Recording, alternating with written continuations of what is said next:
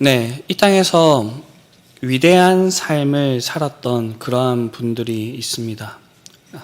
그러한 분들의 전기를 쭉 해놓은 위인 전기도 이렇게 전집으로 나와 있을 만큼, 세계를 이렇게 쭉 살펴보았을 때 위대한 삶을 살았던 사람들이 많이 있습니다.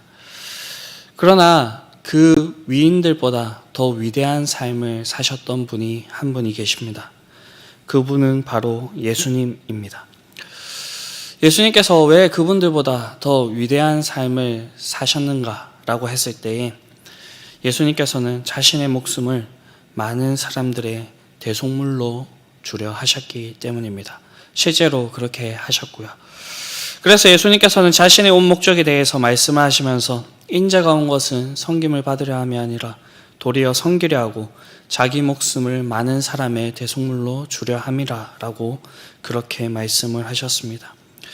예수님께서는 왜 자신의 목숨을 많은 사람들의 대속물로 주려고 하셨을까요? 그것은 우리를 사랑하셔서 우리의 죄의 문제를 해결해 주시기 위해서입니다. 예수님께서는 이 일을 위하여서 하늘의 영광을 버리시고 이 낮고 낮은 이 땅 위에 내려오셨습니다. 성경은 이러한 일들을 다양한 각도에서 소개를 하고 있습니다. 오늘 본문에서 예수님께서는 세리인 레위를 제자로 부르시는 사건이 나오고 있습니다.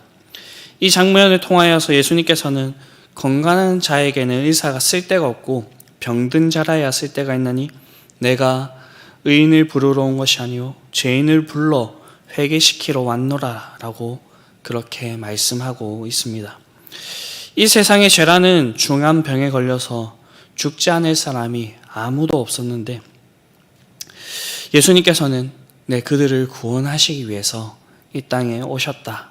특별히 이 땅 가운데서도 소외된 자들을 자신의 제자로 부르심으로써 이 사실을 분명하게 보여주십니다. 오늘 예수님께서 제자로 부르신 레위는 세리였습니다. 레위가 세리인 것이 뭐가 문제가 됩니까? 어부인 이 베드로도 예수님께서 부르셨는데 이 세리가 어떤 문제가 될까요? 왜냐하면 우리가 알고 있듯이 세리는 세금을 걷는 사람들이기 때문입니다.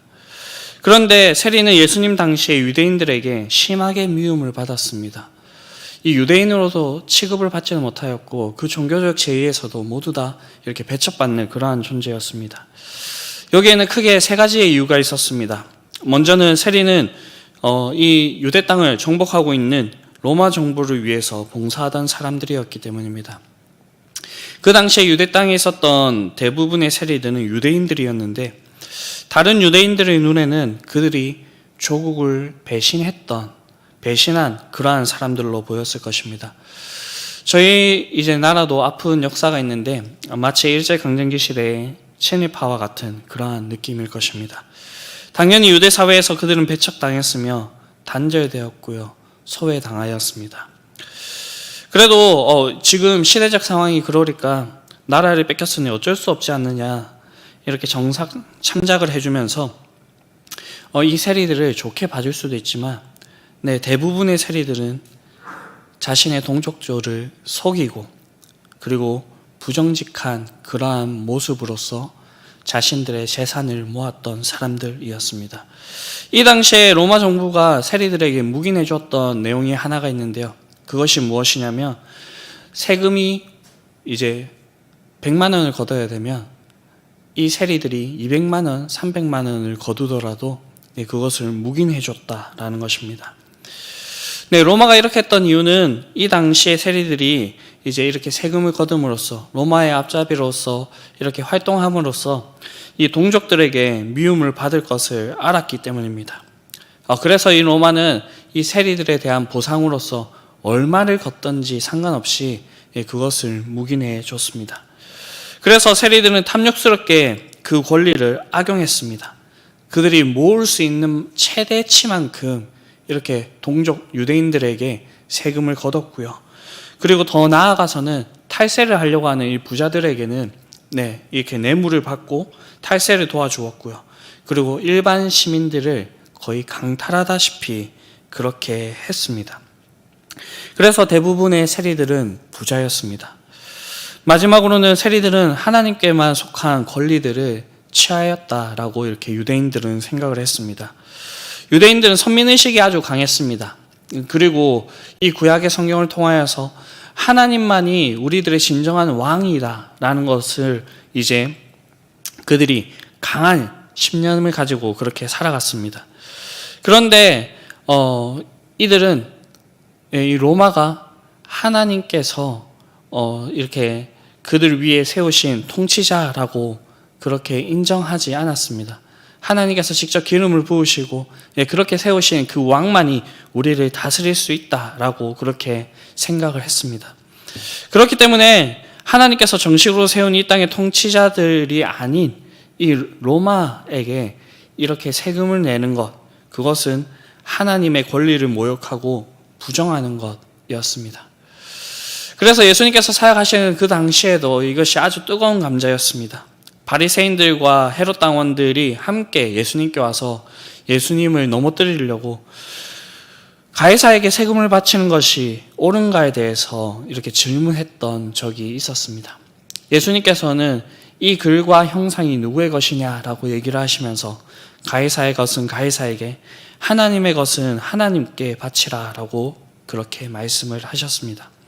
그러나 이 당시에 대부분의 유대인들은, 특히 종교 지도자들은 이 로마 당국을 인정하지 않았고요.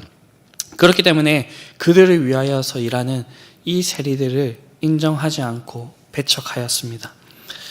예수님께서 중풍병자를 바치신 그 일 이후에 하셨던 그 일이 바로 세리인 레위를 제자로 부르시는 것이었습니다. 오늘 예수님께서 이 세리인 레위를 부르셨을 때 놀라운 사실은 레위가 예수님의 말씀을 듣고 바로 그 말씀에 반응을 했다는 것입니다. 더 놀라운 사실은 자신의 모든 것을 버려두고 예수님을 따랐다라는 것입니다.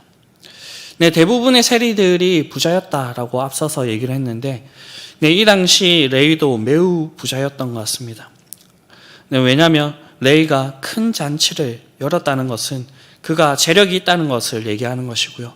다른 장소, 연회장이나 그런 데서 이 잔치를 벌인 것이 아니라 자신의 집에서 잔치를 열었다는 것은 자신의 집에 수많은 사람들을 수용할 수 있을 만큼 그 집이 넓었다는 것을 이야기하는 것입니다. 마태복음에 보게 되면 재물이 많은 청년이 예수님을 찾아와서 무슨 선한 일을 하여야 영생을 얻을 수 있을 것인지 물었습니다.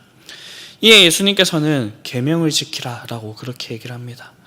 부자 청년은 내가 어려서부터 이 계명들을 잘 지켰다라고 그렇게 얘기를 합니다. 이에 예수님께서는 그 부자 청년을 사랑스러워 하시면서 그 부자 청년에게 그렇다면 이제는 내가 가지고 있는 그 재물들을 모두 팔아서 가난한 자들에게 나누어 주고 그리고는 나를 따르라 라고 그렇게 이야기를 하셨습니다.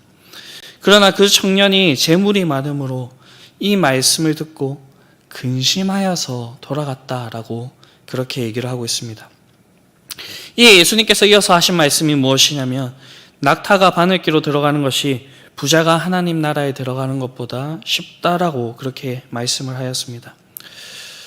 그러나 레위는 자기가 가지고 있는 그 모든 것을 버리고 예수님을 따랐다라고 그렇게 얘기를 하고 있습니다. 어떻게 이러한 일이 가능했겠습니까? 자신의 그 모든 많은 것들을 포기하고 예수님을 따를 수 있었겠습니까? 레위가 살아가면서 동족들에게 세금을 많이 걷고 그래서 돈을 가지고 살아버리니까 그 돈으로 살 수 없다는 것을 깨달았을 것이고요. 그리고 그 자신이 돈으로 살 수 없는 것을 예수님께서 가지고 있다는 사실을 분명히 예수님을 통하여서 보았기 때문일 것입니다. 레위만 그랬던 것이 아니고 이 이야기는 누가복음 뒤의 이야기에 넘어가 보게 되면 삭개오에게도 동일하게 적용이 됩니다. 예수님께서 오신다는 소식을 듣고 삭개오는 돌 무화과 나무 위에 올라가서 예수님을 이렇게 보려고 하였습니다. 그때 예수님께서는 돌 무화과 나무 위에 올라가 있는 이 삭개오를 찾아와 주셨고 오늘 너의 집에서 유하여야겠다라고 이렇게 하였을 때 삭개오는 기뻐하면서 이 예수님을 영접하였습니다. 그리고 이 예수님을 영접한 그 이후에 삭개오는 변화되어서 내가 누구의 것을 속여서 빼앗은 일이 있으면 네 갑절이나 갚겠다라고 하면서 변화된 모습을 보여주고 있습니다. 이 예수님께서 하신 그 말은 인자가 온 것은 잃어버린 것을 찾아서 구원하려 함이라 라고 그렇게 얘기를 하고 있습니다. 이렇듯 예수님께서는 이렇게 소외되고, 그리고 그 당시에는 이 유대인들의 인정을 받지 못하는 그런 사람들을 자신의 제자로 부르심으로써 그 집에서 함께 교제하심으로써 예수님께서 어떠한 목적으로 오셨는지를 그렇게 잘 보여주고 있습니다. 이렇게 예수님의 제자가 된 레위는 큰 잔치를 엽니다. 이 잔치에는 당연히 이 세리와 이렇게 고려하지 않는 그 사람들은 거의 대부분이 빠지고, 그 당시에 소외당하고, 그리고 인정받지 못하는 자들이 이 레위의 집에 와서 함께 예수님과 교제를 하였을 것입니다. 이 큰 잔치는 소외된 사람들에게 예수님을 보여주고 소개하는 자리가 되었다라는 것입니다. 저희가 수요일에 들었던 그 말씀처럼 바울과 실라는 기도하면서 선교를 했을 때 하나님께서 그 길들을 인도하여 주셨고요. 그리고 그 길들 가운데서 이 바울과 실라를 통하여서 하나님의 복음이 전해지는 그러한 일들이 있었음을 볼 수가 있었습니다. 그 일이 항상 이 바울과 실라가 환대받고 이렇게 행복한 일들만 있었던 것은 아닙니다. 그들이 감옥에 갇히게 되는 그러한 일들도 있었고요. 아픔이 되는 일들도 있었습니다. 그러나 그 가운데서도 복음이 역사하여서 믿는 자들을 더하여 주시는 그 모습을 우리가 볼 수가 있었습니다. 그런데 이러한 일 가운데서 이러한 모습들을 좋지 않게 보는 사람들이 있었습니다. 그것은 바로 바리새인들과 서기관들이었습니다. 그 당시 종교 지도자들은 예수님의 이런 행동을 비방을 합니다. 왜 세리와 죄인들과 함께 먹고 마시냐? 그리고 요한의 제자들은 자주 금식하며 기도하는데 당신의 제자들은 왜 이러한 것을 하지 않느냐라고 하면서 예수님의 아주 그 당시에 율법도 모르고 율법도 지키지 않는 그러한 불경건한 사람으로 그렇게 몰아가고 있습니다. 그러나 예수님께서는 지금은 금식할 때가 아니라 라고 얘기를 합니다. 예수님은 자신의 신랑으로 이야기하면서 신랑이 함께 있을 동안에는 금식할 필요가 없다라고 그렇게 말씀하시면서 금식할 때가 오는데 그때는 바로 신랑이 빼앗기는 그날이라고 그렇게 예수님께서 말씀하십니다. 이것을 통하여서 예수님께서는 다시 한 번 더 예수님께서 이 땅 가운데서 어떠한 목적을 가지고 오셨는지를 분명하게 보여주시는 것입니다. 당연히 이 신랑이 뺏기는 날에는 예수님께서 지고 가셔야 될 그 십자가 그리고 대속의 죽음을 의미하는 것입니다. 그리고 예수님께서는 이어서 다시 새 옷과 헌 옷을 함께 입지 않는 그 비유와 그리고 새 포도주를 헌 부대에 넣지 않는 그 비유를 통하여서 새로운 시대에 이 구원이 도래하였다라는 것을 이야기를 합니다. 그렇기 때문에 너희가 새로운 방식을 더 좋은 것을 이렇게 선택하여야 된다라고 그렇게 비유로서 말씀해 주고 있습니다. 특별히 우리가 마음에 새겨야 될 것이 무엇이냐면 오늘 마지막 절에 얘기하고 있는 묵은 포도주를 마시고 새 것을 원하는 자가 없으니 이는 묵은 것이 좋다라고 하는 이러한 경고입니다. 포도주는 오래되면 오래되는 것이 좋은 것이라고 일반적으로 생각을 하고 있습니다. 그러나 그것을 깨트리는 그 사건이 있었습니다. 그것은 예수님께서 바로 공식적으로 첫 이렇게 사역을 시작하셨던 가나의 혼인잔치였습니다. 그곳에서 신랑은 좋은 포도주를 이렇게 대접을 하였지만 그 포도주가 동인하게 되었고요. 예수님께서는 그 가운데 물이 포도주로 변하게 되는 새 포도주가 생기게 하셨는데 그것은 신랑이 내어왔던 그 어떤 좋은 포도주보다도 훨씬 더 좋은 포도주였습니다. 예수님께서 우리에게 주시는 이 새 것은 이전 것과는 비교할 수 없을 만큼 좋은 것이라는 것입니다. 우리는 이 사실을 너무나도 잘 알고 있습니다. 왜냐하면 우리가 우리를 찾아온 예수님을 만난 자들이기 때문입니다. 혹시 여러분들이 가지고 있는 이 새 것, 이 구원이 여러분들이 돈으로, 명예로, 권력으로 사신 분들이 있으십니까? 네, 없을 것입니다. 우리가 가진 구원은 그 어떤 것으로 값을 매길 수 있는 것도 아니고요. 그리고 우리가 가지고 있는 것으로도 살 수 없는 그러한 것입니다. 이 구원은 오직 하나님의 은혜로 우리에게 값없는 선물로 주어지는 것입니다. 예, 이 선물은 당연히 이 선물을 우리에게 주러 오신 이 예수님을 만남으로부터 그렇게 시작이 되는 것입니다. 그리고 이 구원은 누구에게나 차별이 없습니다. 어떤 사람이라도 받을 수가 있다라는 것입니다. 예수님께서는 우리가 죄인 되었을 때에 이 구원을 우리에게 보여주셨고요. 우리를 그분의 사랑하는 자녀로 이렇게 삼아 주셨습니다. 그러나 오늘날 우리의 삶을 이렇게 되돌아볼 때에 예수님의 제자가 된 지 오래되어서 우리가 이런 사실들을 잊고 있을 때가 많이 있는 것 같습니다. 그리고 우리가 이 예수님을 믿고 처음에 그 구원의 감격을 누리면서 예수님 앞에 기쁨과 즐거움과 행복함으로 나왔던 그런 것들이 빗바래지면서 종교적인 관행에 젖어서 새 시대에 그러한 기쁨의 삶을 살지 못하는 그러한 잘못들을 범하고 있지 않은지 우리가 함께 되돌아봐야 될 것입니다. 특별히 우리의 모습을 되돌아볼 때에 당시의 종교 지도자들처럼 그리고 탕자비유의 첫째 아들처럼 우리가 복음을 가로막고 복음을 통하여서 일어나는 일들을 기뻐하지 않는 그러한 삶을 살고 있는지 우리는 살펴보아야 될 것입니다.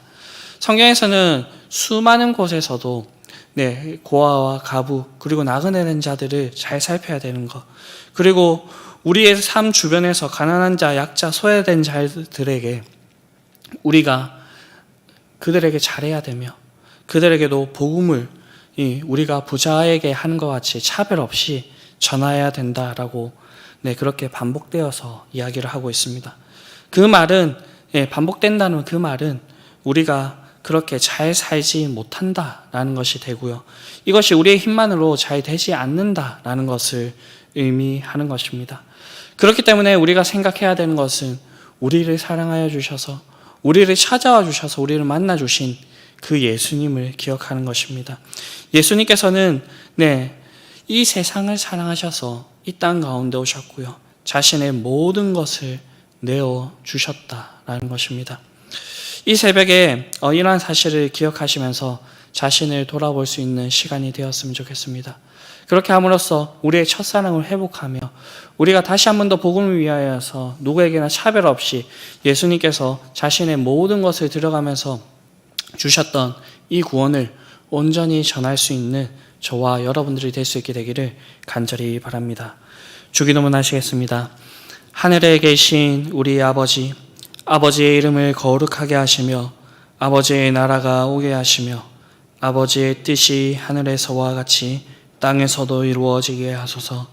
오늘 우리에게 일용할 양식을 주시고 우리가 우리에게 잘못한 사람을 용서하여 준 것 같이 우리 죄를 용서하여 주시고 우리를 시험에 빠지지 않게 하시고 악에서 구하소서. 나라와 권능과 영광이 영원히 아버지의 것입니다.